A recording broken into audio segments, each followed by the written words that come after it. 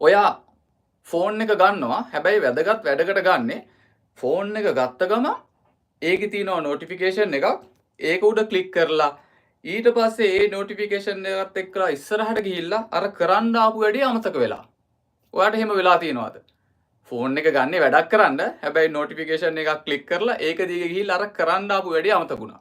ඊට වඩා තවත් වෙනස්ම දෙයක් වෙනවා. ඒ තමයි ඔයා කොහොම හරි අමාරුවෙන් ફોකස් කරලා වැඩක් කර කර ඉද්දිම අන්න නොටිෆිකේෂන් එකක් එනවා. අර කරපු වැඩේ අවධානය කෙලින්ම අයින් වෙලා ආයේ ඒ වැඩේට අවධානය ගන්න ගොඩක් අමාරු වෙනවා. ඔයාලට එහෙම දේවල් වෙලා තියෙනවද? ඒ කියන්නේ ෆෝන් එක අද වෙද්දි අපේ වැඩ කරගන්න උදව් කරනවා වගේම අපේ වැඩවලට බාධාවක් බවට පත් වෙගෙන එනවා. පළවෙනිම දේ තමයි කලින් දවසේ රැට දවස ප්ලෑන් කරන්න.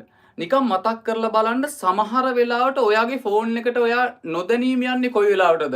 ඔයාට කම්මැලි හිතුන වෙලාවක, ඔයාට වෙන වැඩක් නැහැ කියලා හිතුන වෙලාවක, ඔයාට නිකන් තව වැඩක් කරන්න අතරතුර තියෙන කාලයකදී ඒ වගේ වෙලාවට නේද ඔයාගේ ෆෝන් එකට අත යන්නේ.